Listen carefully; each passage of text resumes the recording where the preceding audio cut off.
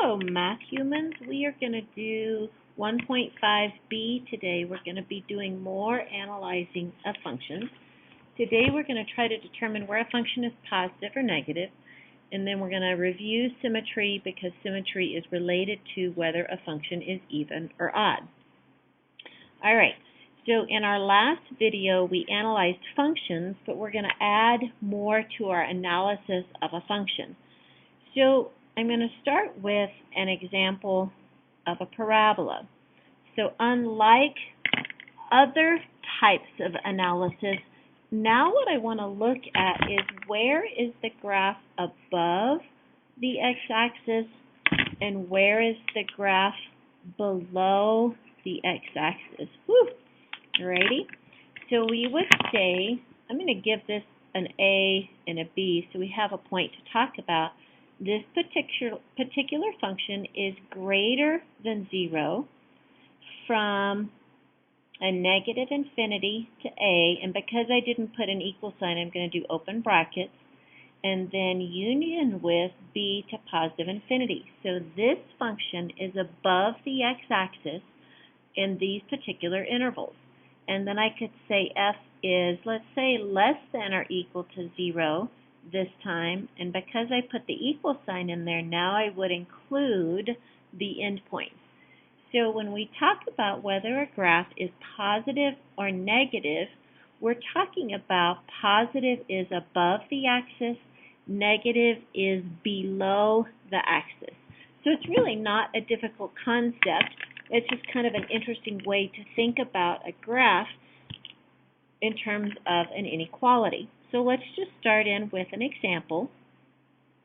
So for our first example, I want to graph, and then I want to determine the intervals. And intervals are going to be the way that we always report almost everything when we analyze a function. The intervals where f of x is greater than or equal to 0. So in this one I want to know where is it above or equal to. My function is going to be the square root of x plus 2. And I'm not going to whip out my calculator. You could do that, but I'm just going to graph these in the interest of time. So this is the square root function that's been shifted 2 units to the left. We'll talk about that later.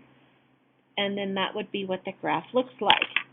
So if I get out my highlighter, the graph is above in that interval, so I would report that f of x is greater than or equal to 0. Notice I included the equal from a negative 2 to positive infinity. And we always put an open bracket on infinity because that's not our job. Okay. The next example,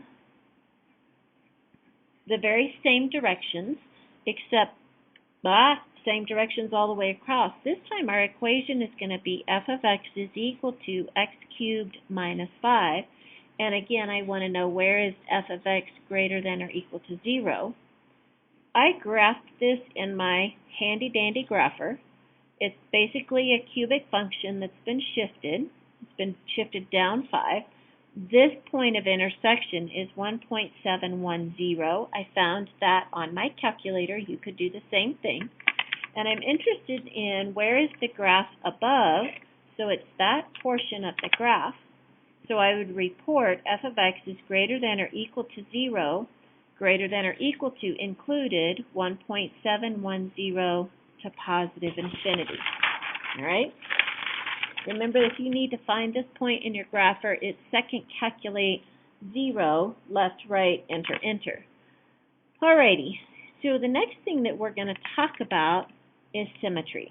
And this is just a review, and I'll move my paper up in just a sec. So we're going to talk about symmetry. We've talked about this already. In math, we're interested in, is something symmetric about the y-axis? We're interested in if something is symmetric about the origin. And the last one would be if something is symmetric about the x-axis. Okay? If you'll remember, This one was, if I ran a negative x through the function and I got the original function, then that means it's symmetric about the y-axis. This was, if I ran a negative x through the function and all of the signs were the exact opposite, it's symmetric about the origin. And if something is symmetric about the y-axis, or x-axis, the easiest way to do that is when I solve for y, when I get a plus or minus and then whatever, typically that means it's going to be symmetric about the x-axis. So if we know this information, a function is going to be even if it's symmetric about the y-axis. So if symmetric about the y-axis. And a function is odd if it's symmetric about the origin, which is why we talked about symmetry first. And then we're actually not going to be interested in this one. So a function is even if it's symmetric about the y-axis, and a function is odd if it's symmetric about the origin. Okay? So let's do our next example. So this is going to be example 3. And I'm going to have determine if a function is even or odd, and that lovely word, analytically. Which means that basically I have to determine the symmetry, so then I can determine if the function is even or odd. My function is going to be g of x is equal to x cubed minus x. So that, remember, if I'm going to determine symmetry, I'm going to run, I guess I should make that a g, a negative x through the function. So this is going to be a negative x cubed minus a minus x. 3 negatives is negative plus x, and now we look at what we have. Notice that in the original the x cubed was positive, now it's negative. In the original the x was negative, now it's positive. Therefore, we would say that this is symmetric about the origin, and therefore g of x is an odd function. The symmetry determines whether or not a function is even or odd. All right, next example. Give myself some room. Example 4. So it's going to have the same directions. Determine if the function is even or odd analytically. This time our function is going to be x squared plus 1.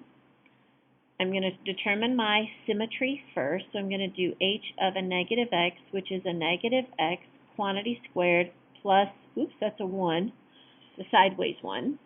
And this is just x squared plus 1. Notice that when I ran the negative x through the function, I got the original function. Therefore, h of x is symmetric about the y-axis. That means then that h of x is an even function. And if you thought about this graphically, this is just a cute little parabola that's been shifted up one, so it looks like that, symmetric about the y-axis, therefore it's still an even function. All right, our next example, example number 5, it's going to have the same directions. Determine if f is even or odd analytically. My function this time is f of x is x squared plus 2x minus 3. And I'm going to do the same process. I'm going to determine the symmetry first. So I'm going to run a negative x through the function. So I have a negative x squared plus 2 times a negative x minus 3. This is x squared minus 2x minus 3. So if we compare, the x squareds are the same. These two guys changed signs. These are the same. So f of x is neither symmetry, which means that f of x is neither even or odd. All of the signs either have to be exactly the same or all of the signs have to be the exact opposite.